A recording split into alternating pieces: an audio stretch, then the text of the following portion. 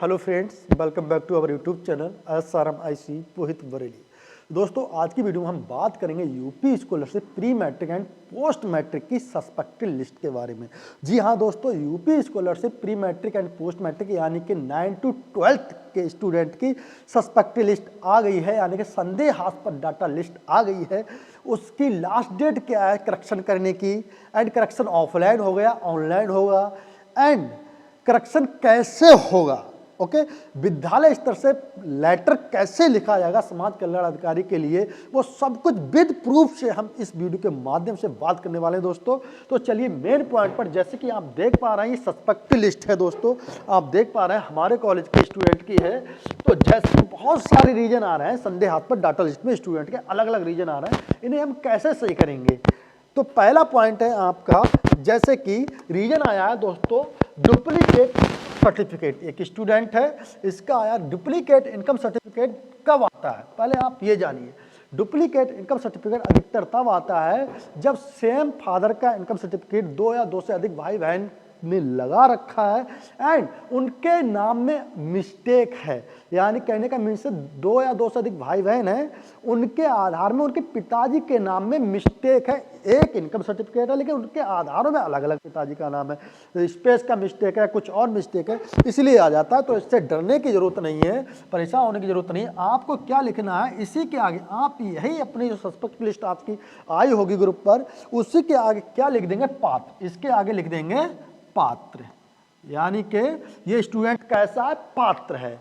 और क्या लिखेंगे, इसका अगर भाई बहन है कोई, किस नंबर पे सस्पेक्ट लिस्ट में आपको देखना पड़ेगा। अगर कोई अदर क्लास में है तो उसमें भी देखना पड़ेगा किस नंबर पे लिखेंगे। SR नंबर, इस पर भाई या बहन। अगर वो नंबर भी नहीं मिल पा रहा है तो आप लिख देंगे भाई बहन, ठीक है, इतना लिख देंगे। आगे पात्र लिख देंगे। ये स्टूडेंट यानी कि एलिजिबल है फॉर स्कॉलरशिप के लिए। नेक्स्ट एक रीजन और है, next same income certificate number use with different father's name या डुप्लीकेट इनकम सर्टिफिकेट नंबर। ये भी सेम उसी के लिए आ रहा है दोस्तों, यानी कि एक इनकम सर्टिफिकेट दो या दो से अधिक भाई बहनों के स्कॉलरशिप के फॉर्म में लगा है, इसीलिए उनके नाम में पिताजी के नाम में मिस्टेक होगी स्टूडेंट के, इसीलिए ये रीजन आ रहा है दोस्तों। इसमें भी आपको क्या करना है, केवल जो इंस्टीट्यूट स्तर वालों के लिए मैं बता रहा हूँ, जो इंस्टीट्यूट स्तर से फॉर्म को फॉरवर्ड करेंगे या सस्पेक्ट लिस्ट को जमा करेंगे, उन्हें क्या करना होगा, तो उन्हें भी यहाँ पर पात्र लिखना होगा, आगे लिख देना है भाई बहन। उससे समझ जाएंगे समाज कल्याण अधिकारी, जो भी आप लोग जिस डिपार्टमेंट में ये लिस्ट जमा करेंगे कि हाँ ये भाई बहन हैं और फार्म भरे हैं, इसलिए ये रीजन आ रहा है। ठीक है, कुछ नहीं लिखना है, कुछ मेंशन नहीं करना है। ऐसे डुप्लीकेट इनकम सर्टिफिकेट नंबर ये सेम करना है। आगे आप देख पा रहे हैं सस्पेक्टेड एज। तो सस्पेक्टेड एज में आप क्या करेंगे दोस्तों, सस्पेक्टेड एज का रीजन अधिकतर उस स्टूडेंट के साथ में आता है जिनकी एज 14 वर्ष से कम है, 12 वर्ष से कम है, 12 वर्ष से कम है। तो ऐसा शायद कोई स्टूडेंट हो 12 से कम हो, तो इसके बावजूद ही जिसकी 12 प्लस है तब भी सस्पेक्टेड एज का रीजन आ जाता है। तो आपको परेशान होने की जरूरत नहीं है, लिखना है पात्र।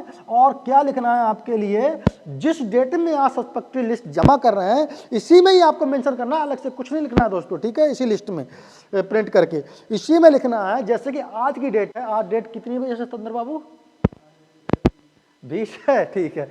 तो 20 दिसंबर, मान लो आज की डेट में आप जमा करें तो 20 दिसंबर 2025 को उम्र 14 वर्ष 6 महीने या 6 माह 7 माह ऐसे करके लिख देना है। आपके लिए पात्र लिख देना है, बच्चा स्कॉलरशिप लेने के लिए एलिजिबल होगा। तो आपको इस वीडियो से पहला पॉइंट आपको जानकारी मिली दोस्तों, जो रीजन है इसमें हमें क्या लिखना है। ठीक है, पात्र लिखना है। और ये और बहुत सारे स्टूडेंट के नाम उसमें भी होंगे मिसमैच मार्क्स को लेकर, तो वो जो भी मिसमैच मार्क्स सस्पेक्ट रीजन में आ रहा है तो स्टूडेंट का फॉर्म 100% रिजेक्ट होता है। अगर लेस देन अटेंडेंस आ रहा है 75, यानी कि रीजन में आ रहा है अटेंडेंस परसेंटेज लेस देन 75, तो उस स्टूडेंट का आप कुछ नहीं कर सकते, उसका फॉर्म 100% रिजेक्ट होगा, उसे आपको अपात्र लिखना होगा उसके नाम के सामने। और board number, board roll number या बोर्ड नेम मिसमैच आ रहा है, बहुत रीजन आते हैं दोस्तों। ठीक है, बोर्ड रोल नंबर या बोर्ड नेम मिसमैच आ रहा है, तो आप क्या करेंगे, उसमें भी आप पात्र कर देंगे। ये किस कंडीशन में आता है, बोर्ड रोल नंबर या बोर्ड नेम मिसमैच, ये तब आता है जब student previous class CBSE board का है एंड यूपी बोर्ड में पढ़ रहा है आज के टाइम में, तो उसमें भी आपको पात्र लिख देना है और सीबीएसई बोर्ड का नाम लिख देना है, सीबीएसई बोर्ड, एंड उसका रोल नंबर भी लिख देना है हाई स्कूल का। बस जितने भी रीजन थे आपको बता दिए गए हैं। अब हम देखेंगे लेटर कैसे लिखेंगे सस्पेक्टेड लिस्ट को लेकर समाज कल्याण अधिकारी के लिए। देखिए दोस्तों,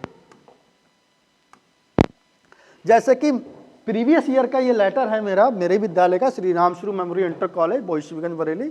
इस प्रकार से हमने 19 जमा किया था पिछले वर्ष, यानी कि फरवरी में जमा की थी सस्पेक्टेड लिस्ट। इस बार बहुत जल्दी आ गई, दिसंबर में ही आ गई दोस्तों, क्योंकि इस बार काफ़ी तेजी से काम हुआ है। तो इस प्रकार से आप लिखेंगे, सेवा में जिला समाज कल्याण अधिकारी अल्पसंख्यक विभाग, ये अल्पसंख्यक माइनॉरिटी विभाग के लिए जमा किया तो अल्पसंख्यक लिखेंगे, ओबीसी के लिए कर रहे हैं तो अनपिछड़ा वर्ग करेंगे, ठीक है। तो विषय दसमोत्तर छात्रवृत्ति 11-12, यानी कि 11-12 के हैं तो दसमोत्तर करेंगे, और 9-10 के तो प्री मैट्रिक यानी कि पूर्व दसम करेंगे आप। 11-12 जो ना अंतर्गत 24-25 आप लिखेंगे 2025-26 के संदेहास्पद डाटा, संदेहास्पद अल्पसंख्यक वर्ग छात्रों के डाटा को जांच एवं परीक्षण उपरांत स्पष्ट आख्या साक्ष्यों सहित जमा करने के संबंध में आप ये सब्जेक्ट डालेंगे। फिर लिखेंगे, महोदय आपको अवगत कराना है कि हमारे विद्यालय के पूर्व दसम छात्रवृत्ति, यहाँ पूर्व दसम बाई मिस्टेक हो गया है लेकिन दसमोत्तर का था तो आप दसमोत्तर लिखेंगे। कक्षा 11-12 अल्पसंख्यक वर्ग के अंतर्गत एक आवेदन पत्र संदेहास्पद डाटा लिस्ट से प्राप्त हुआ है। आपके जितने भी आवेदन पत्र संदेहास्पद डाटा लिस्ट से प्राप्त हुए होंगे आप यहाँ पर उनकी संख्या लिखेंगे। इसका जिनके मूल अभिलेखों की जांच कर ली गई है, जो पूर्णतः सही हैं, सभी छात्र, आप जो भी 1 से प्लस स्टूडेंट है तो सभी छात्र व छात्राएं छात्रवृत्ति का लाभ लेने के पात्र हैं। सूचना आपकी सेवा में प्रेषित है, संलग्न संदेहास्पद डाटा लिस्ट एवं आवेदन पत्र।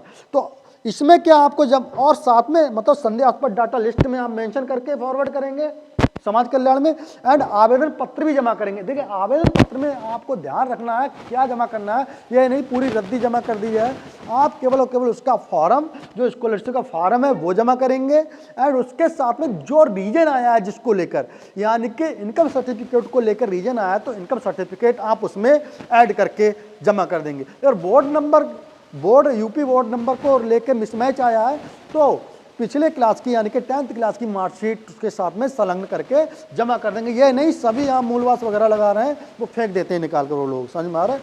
तो इसलिए आप वही चीज़ आपको जमा करना है। तो आई होप दोस्तों जो भी आपको जानकारी दी गई थी इस वीडियो के माध्यम से, जी वेरी इंपॉर्टेंट पॉइंट एक और रह गया दोस्तों, सस्पेक्टेड लिस्ट को जमा करने की लास्ट डेट क्या है।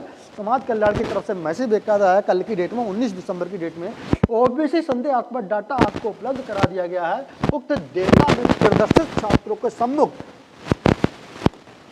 रीजन के अनुसार अभिलेखों सहित पात्र अपात्र स्पष्ट आख्या सहित, देखो आ गया ये रीजन भाई, यानी कि आपको उसमें जो लिखना होता है पात्र है या अपात्र, उसके सामने पात्र अपात्र स्पष्ट आख्या सहित जिला पिछड़ा वर्ग कल्याण अधिकारी कार्यालय में 24/12/2025। वेरी इंपॉर्टेंट है दोस्तों, सस्पेक्टेड लिस्ट को जमा करने की लास्ट डेट क्या है 24/12/2025, यानी 24 दिसंबर है।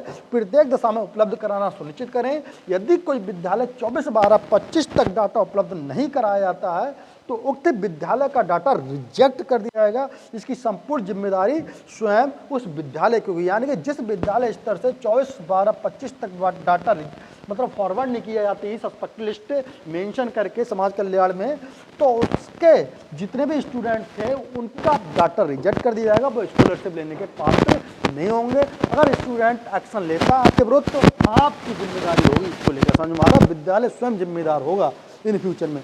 तो जल्द से जल्द जो भी लिस्ट वाले इस वीडियो को देखना है सस्पेक्ट लिस्ट में मेंशन करके बच्चों के जो भी नाम है, ठीक है, फॉर्म जमा करके जल्द से जल्द फॉर्म फॉरवर्ड कर दीजिए। यानी कि समाज कल्याण में सब ये काम ऑफलाइन होगा, ऑनलाइन कुछ नहीं होगा। अगर स्टूडेंट इस वीडियो को देख रहे हैं, स्टूडेंट को कुछ नहीं करना है, बस स्टूडेंट को केवल और केवल अपने इंस्टीट्यूट वालों को इन्फॉर्मेशन देना है कि अगर हमारा फॉर्म सस्पेक्ट लिस्ट में आया हो प्लीज़ जल्द से जल्द फॉरवर्ड करें, यानी कि दोबारा जमा करें। थैंक यू दोस्तों, मिलते हैं नेक्स्ट वीडियो में। अगर वीडियो अच्छी लगी हो वीडियो को लाइक अवश्य करें और अपने सभी दोस्तों के साथ शेयर करें। थैंक यू दोस्तों, जय हिंद जय भारत।